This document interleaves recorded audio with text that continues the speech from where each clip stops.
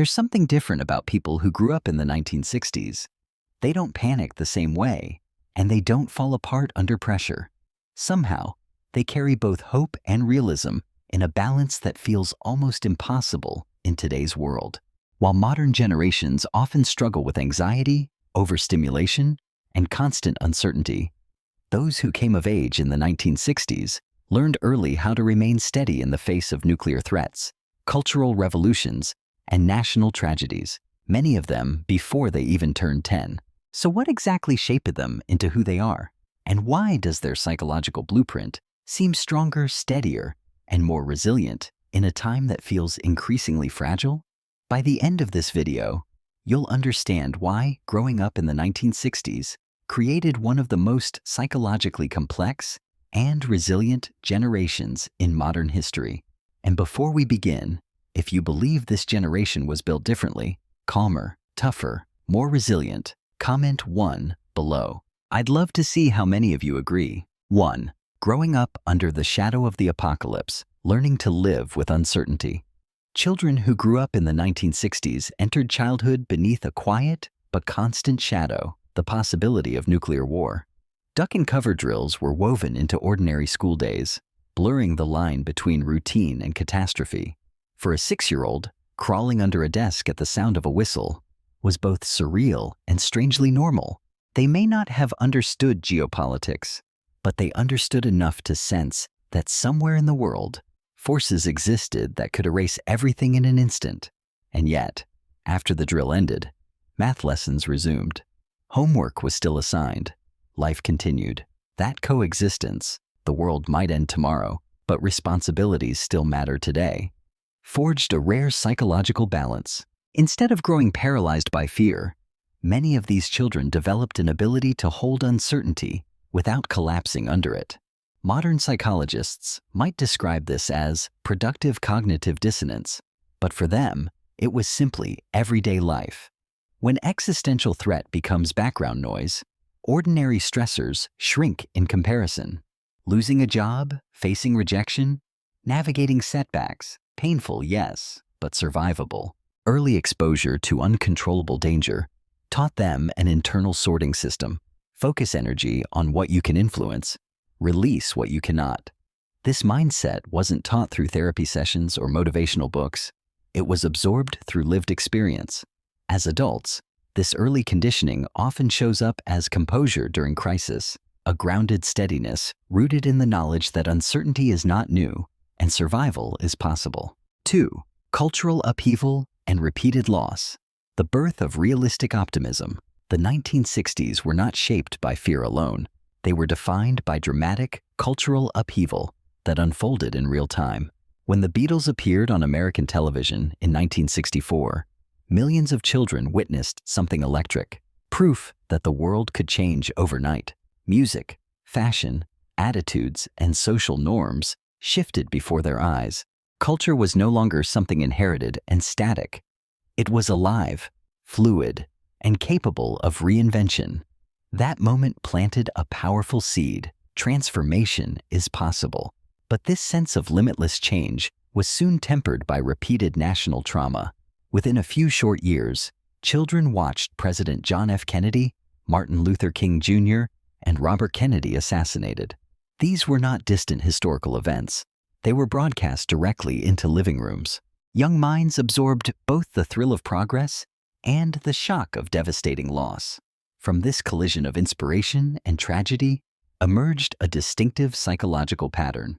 They learned that progress is real but fragile, that movements can rise with breathtaking speed, yet be cut down just as quickly. Hope was not erased, but it was complicated. It became layered with caution and awareness. This dual exposure produced adults who believe deeply in improvement while understanding its cost. Their optimism is not naive, it is informed. They push for change, yet recognize that setbacks are part of the journey. It is a mature, grounded hope, forged in a decade where possibility and grief stood side by side. 3.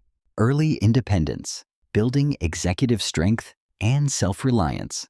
Children of the 1960s were given a level of independence that would feel almost unthinkable today.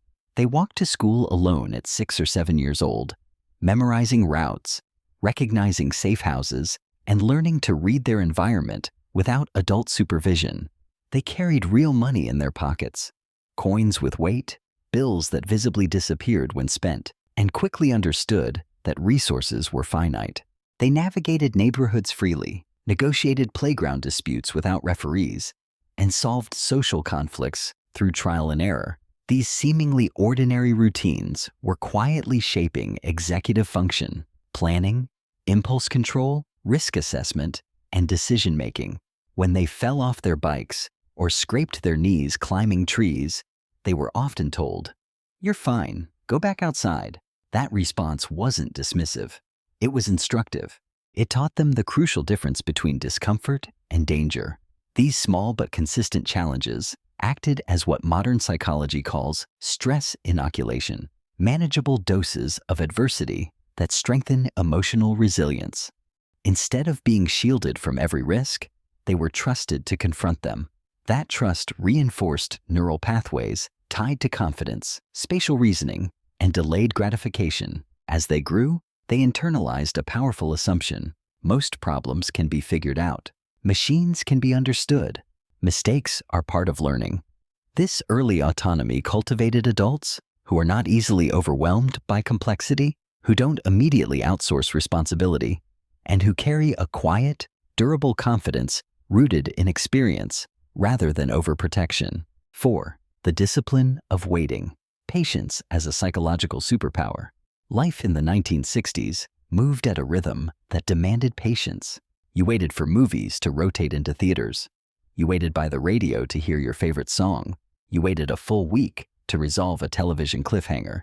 There was no streaming, no instant replay, no endless scroll. Desire and fulfillment were separated by time. That gap trained the brain. Psychologists refer to this as delay tolerance, the ability to endure anticipation without distress. These children learned that waiting does not diminish value, it enhances it. Boredom, too, played a crucial role. When television programming ended, there was no algorithm to fill the silence. You went outside, invented games, explored creeks, stared at clouds. Neuroscience now shows that boredom activates the brain's default mode network, the system responsible for creativity and self-reflection. Decades before smartphones, 1960s children were practicing mental stillness and imaginative expansion. As adults, they often carry a rare comfort with silence, patience, and internal thought. In an age of constant stimulation, this capacity has become a quiet but powerful advantage. 5. Failure without rescue. The foundation of resilience. Perhaps most defining was how failure was handled. When children lost a game, failed a test, or were not chosen for a team, reality was not softened. There were no participation trophies, no emotional rewrites. They felt disappointment fully, and then discovered something crucial.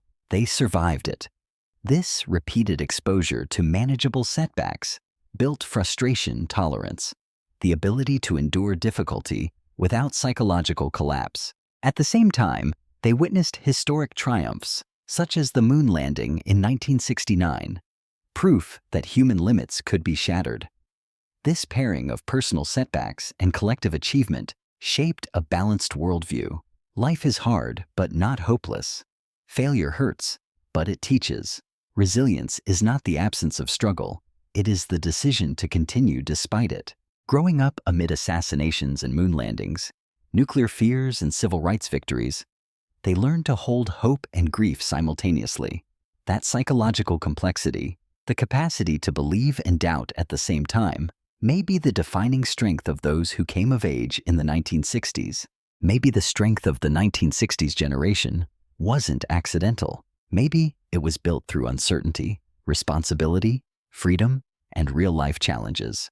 They learned early that life is fragile, that change is constant, and that resilience isn't about avoiding hardship, but about continuing despite it.